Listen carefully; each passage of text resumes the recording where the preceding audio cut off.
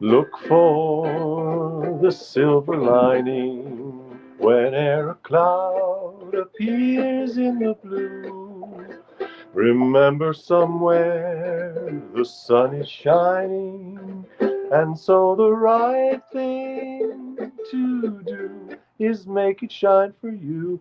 A heart full of joy and gladness will always banish sadness and strife. So always look for the silver lining and try to find the sunny side of life.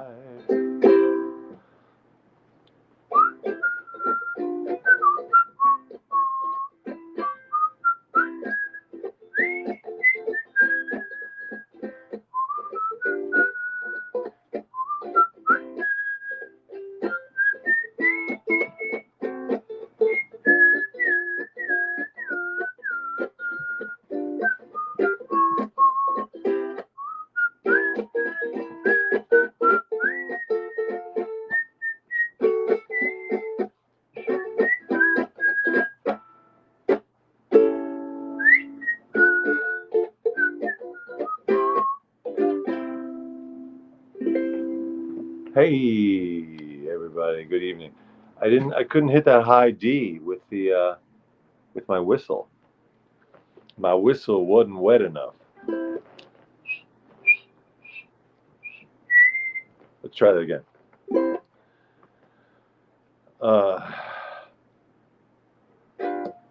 Do is make it shine for you, a heart full of joy and gladness will always banish sadness and strife.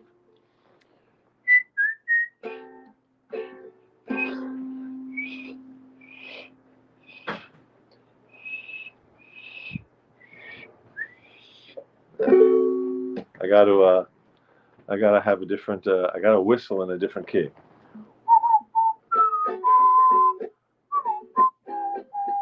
There we go. I just gotta whistle down an octave. You don't. I never really thought about that before. Whistling down an octave.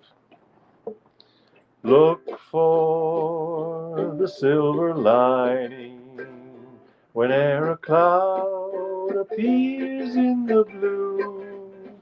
Remember somewhere the sun is shining, and so the right thing to do is make it shine for you. A heart, a heart full of joy and gladness will always banish sadness and strife. So always look for the silver lining and try to find the sunny side of life.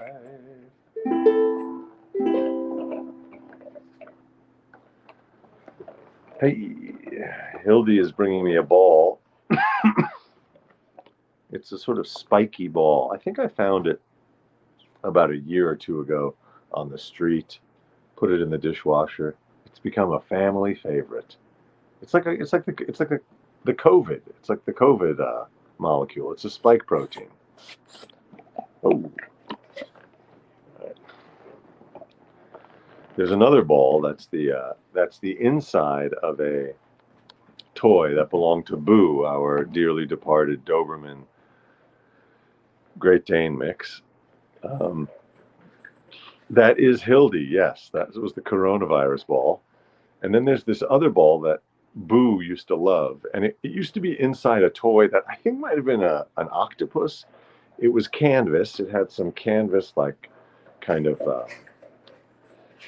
ribbony bits, and then around the main part of the structure of this toy was a ball covered in the same canvas. I think it might have been purple. Um, and the thing eventually fell apart, and all that was left was the ball. And we dubbed the ball the titty ball. It's known in the house as the titty ball. The dogs know the word titty ball because it looks like an implant. It looks like what you imagine a. Let me see if I can find the titty ball. Oh, here it is. Here it is. See, there's the famous titty ball, and it has a little shaker in it. See, it's kind of like a. It's kind of like an implant. The dogs love it.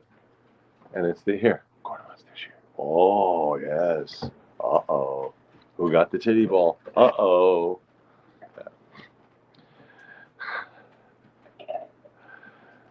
All right. Well, the dogs each have a ball. They're having a ball, and they each have a ball, and it's not easy. As I mentioned, there's a lot of dog wrangling going on. There's decisions to be made throughout the day. Who's going who's going to be sequestered with their food or without their food in order to achieve the behavioral modification necessary to achieve peace and harmony, not just in my house, but in the house of my downstairs neighbor. Because, these guys, when they get wrestling and barking or whatever, it's a racket. So we're trying to work that all out. Yes, Neurogeezer raises a very interesting point. Not many breast implants included the rattler. The rattler was not a very popular feature. It sort of came and went. It was like the kind of bells and whistles they'll put on an item that they're upselling you. But then it turns out you like the basic. The basic is better. Basic is better with a lot of things. Like with car stereos, I always found I really loved the car stereos back in the day. Okay, Hildy has the titty ball, and gurnemanz has the coronavirus ball. I always liked the car stereos back in the day that had the two knobs. The one knob, speaking of implants, there were two knobs. There was the tuner, and there was the volume. That was it. All you could do is tune and volume control. That's all you could do. I liked that. I liked the simplicity of that. Then they added the feature where there was a couple of buttons along the bottom, so you could have like 5 preset channels. So you could set a few channels that were your go-to channels. Okay, that's fine.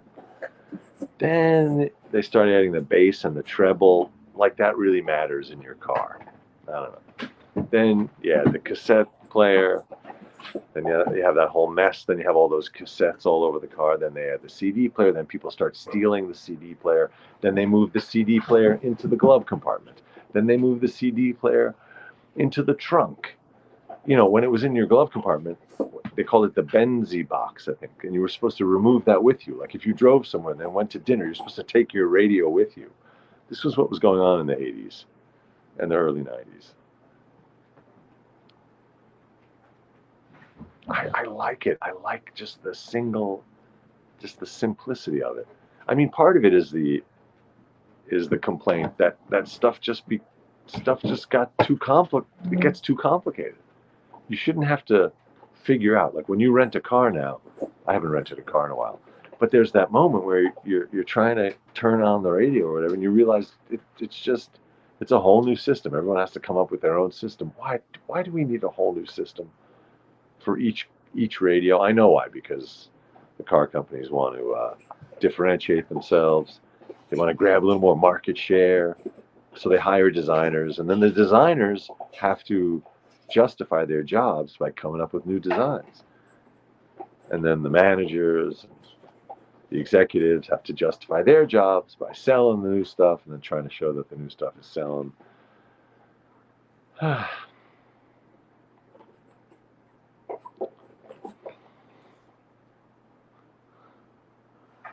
Inflatable implants. That's an interesting idea, Neuro. Change cup size at will. Yeah, depending on the event, depending on the wardrobe, depending on who you're with. Yeah, it's like one of those adjustable beds where you can adjust the temperature or adjust the firmness of the mattress. It's not a bad idea. Also for tuchus implants, you could have that. Depending on what kind of jeans you're wearing, you can make your tuchus more bulbous or more flat. Hildy, you're going ball crazy.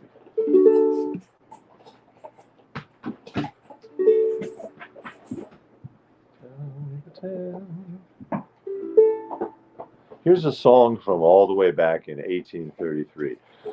Tell me the tales that to me were so dear, long, long ago, long, long ago. And by the way, the percussive accompaniment is from Gurnemanz chewing on the coronavirus ball.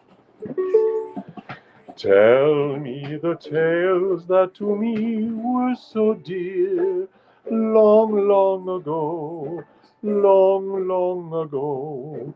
Sing me the songs I delighted to hear, long, long ago, long ago.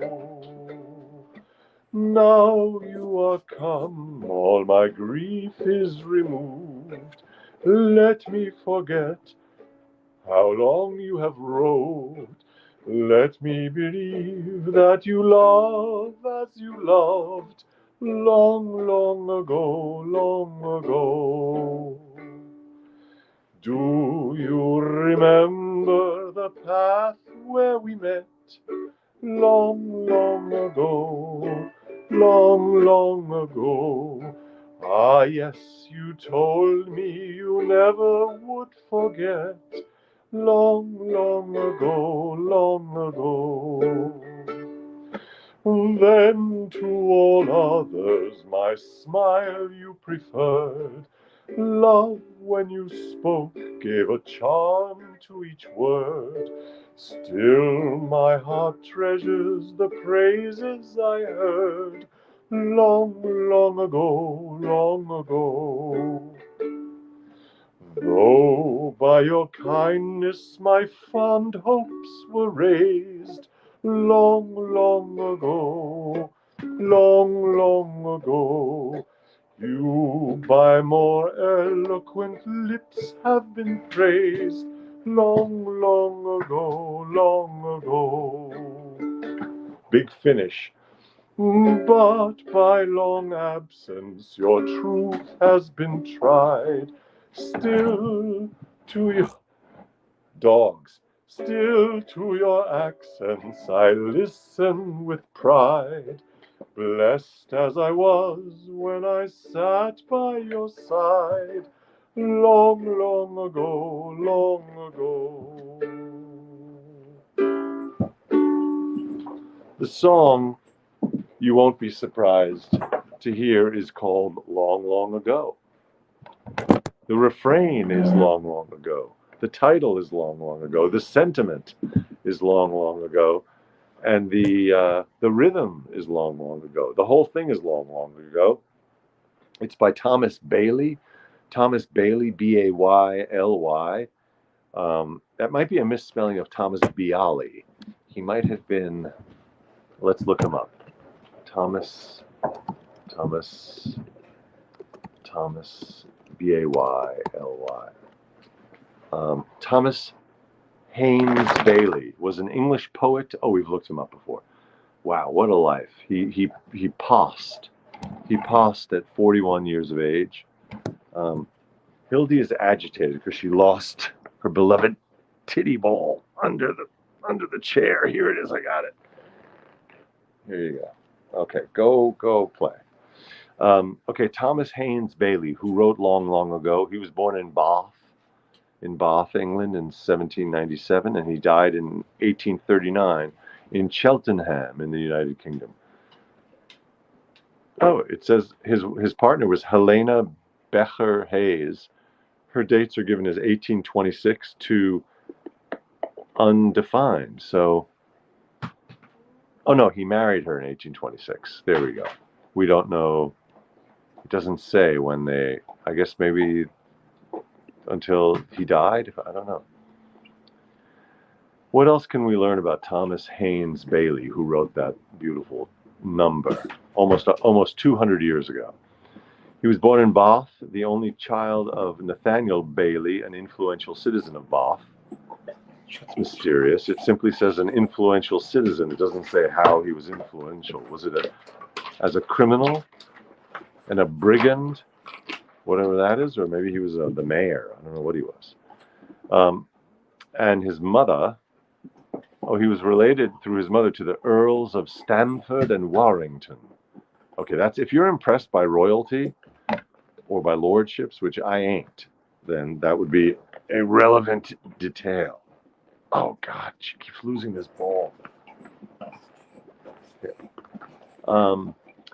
He displayed a talent for verse from a young age, and in his 8th year was found dramatizing a tale out of one of his storybooks. I guess he was acting it out in the mirror or something. He attended Winchester School, where he produced a weekly newspaper which recorded the proceedings of the master and pupils in the school. At the age of 17, he began working in his father's office for the purpose of studying the law, but he soon devoted himself to writing humorous articles for public journals and produced a small volume entitled Rough Sketches of Bath.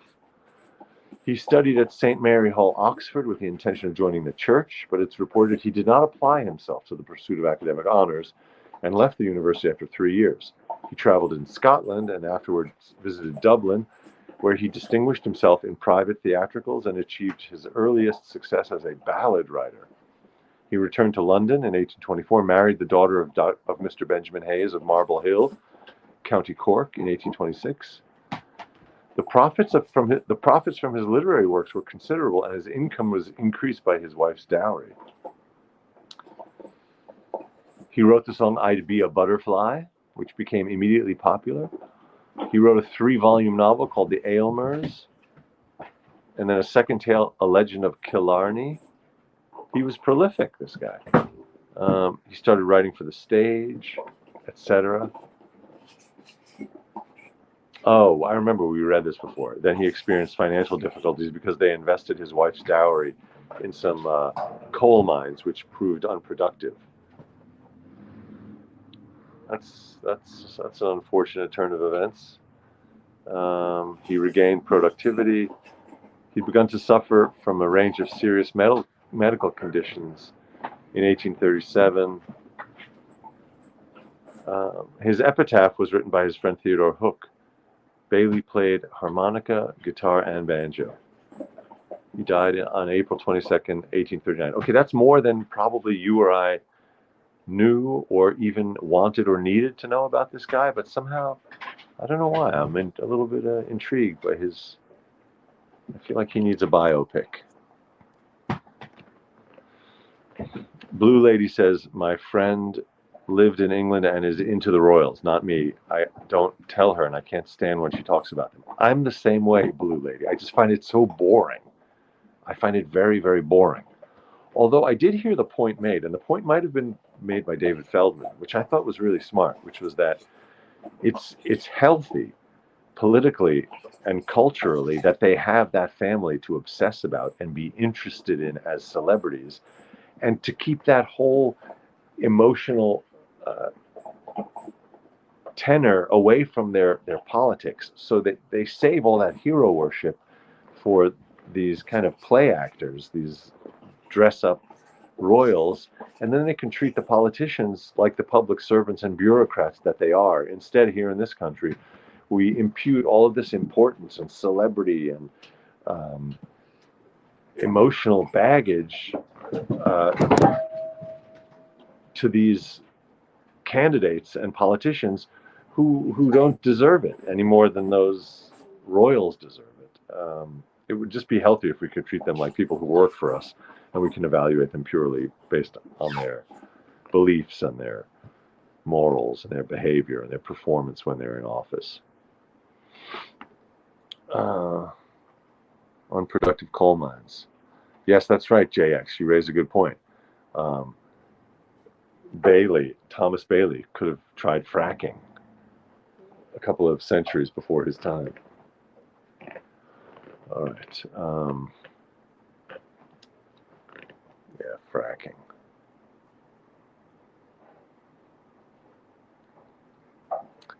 I'm glad you're not laughing while driving. Oh, yeah. The world has been deteriorating since the horseless carriage was invented. That is the Luddite creed. The Luddite.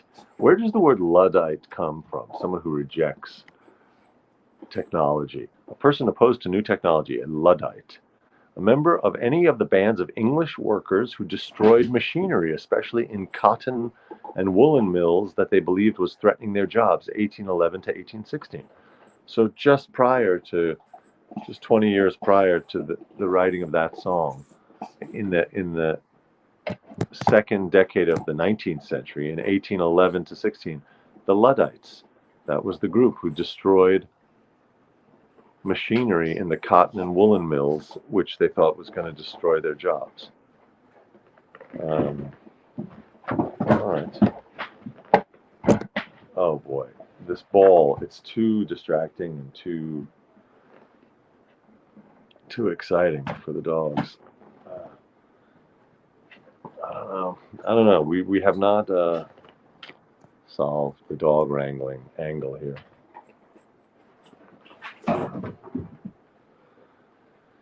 The original Lud. That's right, Lud. Jill says, my dad's lineage goes all the way back to Malcolm and Margaret. She brought religion to Scotland and he killed the real-life Macbeth. Wow. Look at that. That's probably, what is that, about 700 years ago?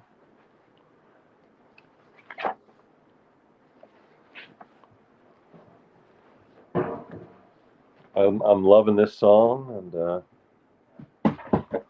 all right, Hildy, I'm going to put this ball away. Sorry, I'm putting it away. I've had enough. Had enough. There it is. I put it in this cage that she can't reach. That was probably a bad idea. She's going to flip out because she can see it, but she can't get to it. I'm sorry, it's a little too much dog activity for. All right, Hildy, you take this ball. Hildy, just take this one and take a hike.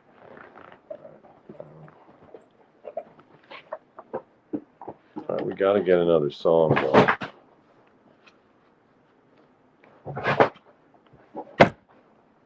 Stop it. Stop it. Go on. Go on.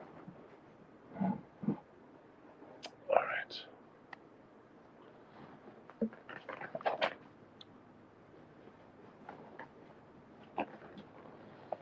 And the dog invasion continues.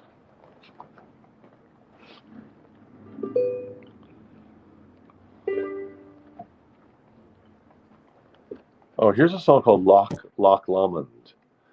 Oh, you're enjoying the chaos? Okay, well, that's good. As long as it's entertaining, then that's all we're doing here. I'm just here to have a little fun and to entertain, and most importantly, to entertain you. That's the whole idea. And so if you're entertained by the chaos, then we're good, and then I can relax as the dogs destroy the place. Dawn, okay.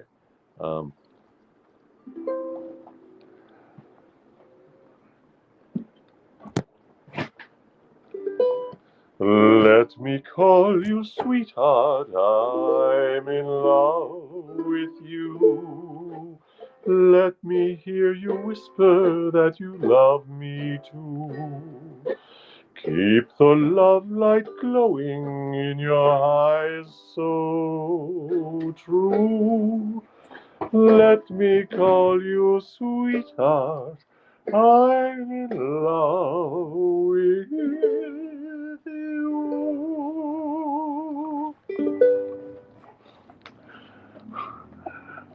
Okay, let me try that again.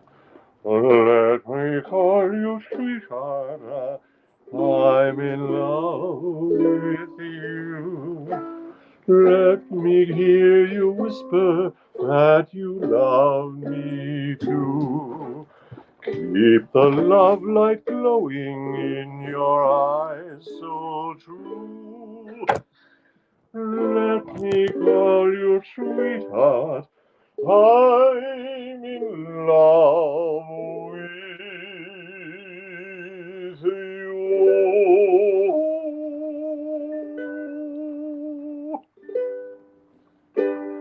Wow. I guess Gurnemanz finds that a very romantic song. It's Leo Friedman wrote that music, and Beth Slater Whitson wrote the words. It's a lovely love song from 1910, and it's charming. It's charmingly shy. That he just wants the singer is simply requesting permission. The singer is requesting consent, not to touch her here or touch her there, or to take her here, to take her on a cruise, or take her on the slow boat to China, or make whoopee with her under the harvest moon, or any of those other songs, those other conceits that we see in the songs of the era. Instead, this singer is simply asking for the license to address her as sweetheart. I mean, that's pretty, like, may I approach? May I approach? Would you allow me? May I be so bold as to call you sweetheart? Although I guess that is kind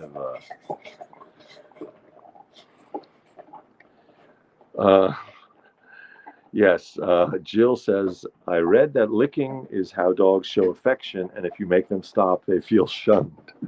Well, I definitely ascribe to that school of thought. And anyone who tells me otherwise, that it's actually that they want you to feed them or whatever, you know what? You're welcome to your opinion, but let me call you sweetheart, I'm in love with you. Let me hear you whisper that you love me too. Not a song that you want to start singing in an elevator. That's a good one, Neuro. Yeah, that could be considered creepy. That could be considered bad elevator etiquette. Etiquette. I'm leaning the doghouse on its side now to allow Hildy to get to that ball that she couldn't have access to. We'll see if she figures it out. By the way, I got a haircut today, you may notice, and I trimmed my leftover Iranian dad mustache from the TV show. So I'm kind of returning to my normal, what would be the adjective for how your hair and beard are? Tonsorial. I'm returning to my usual tonsorial state. I think that's right. I know that from Sweeney Todd, where Sweeney refers to his shop as his tonsorial parlor. A tonsorial parlor. Well, it's been quite a romp this evening. There's been a lot of licking and slobbering and ball playing.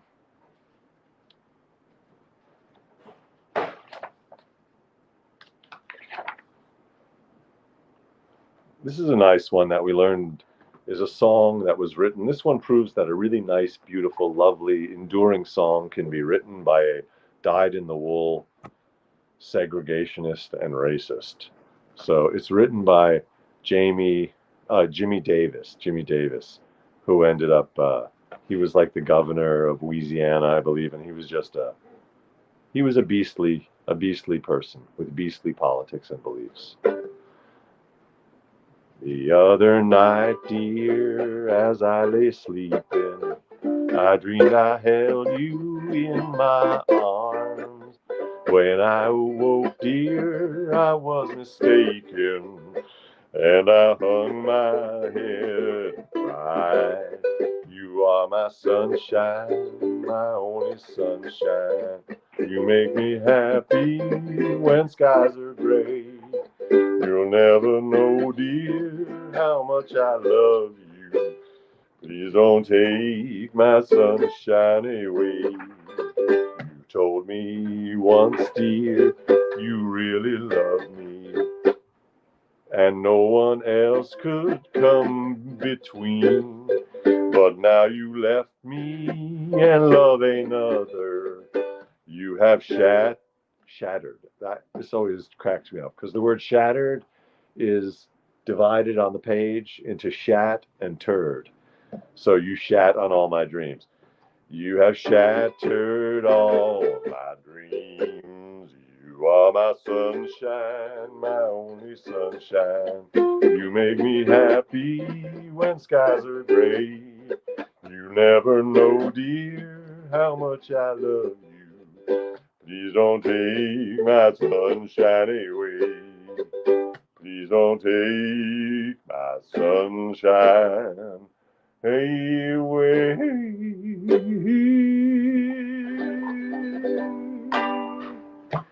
We skipped the middle verse the middle verse was, I'll always love you and make you happy if you will only say the same. That's not really fair. That's emotional blackmail. I'll love you as long as you do the same. But if you leave me to love another, here comes a threat, not healthy. You'll regret it all someday. If you leave me, you'll regret it. I mean, it's a threatening song. So you know what? Maybe the character, the dark underbelly of the character of Jimmy Davis is revealed in this very sweet song, because there's emotional blackmail, there are threats, there's a distinct lack of emotional, and I would say even ethical and moral evolution in this guy's character. So maybe maybe the song speaks volumes about this guy. Anyhow, that's it. You Are My Sunshine, 1940. Jimmy Davis. Jimmy Davis. May his name be blotted out. Yamach Shemo. Yamach Shemo. Jimmy Davis. The former governor of Louisiana. An opponent of desegregation. He lived to 101 years old. Just goes to show you. He lived from 1899 to the year 2000. Wow. He lived in 3 centuries, that guy. Crazy. All right, that is our show for tonight. This is the No Show. Thank you for your eyes and your ears. I am Ethan Hirschenfeld, and this is the No Show. It happens every night at 9. Yes, someone asked, I think Jay asked about the fundraiser. It went well. There were some technical glitches at the top, but some donations I think are continuing to roll in, and I'll continue plugging it one more time. Tomorrow I'll plug it one more time. It's still possible to donate. You go to Movement Voter Project, MVP Movement Voter Project, and you look up A Bridge to Victory. That was the name of our event, Bridge to Victory. Do do do do do do do do. You make a good point, Neuro. It does depend on whether you think long life is a boon. Yeah, it's true. Sometimes it could be excessive. So that was our show. Thank you for tuning in. Tune in every night at 9 right here on YouTube. Thanks.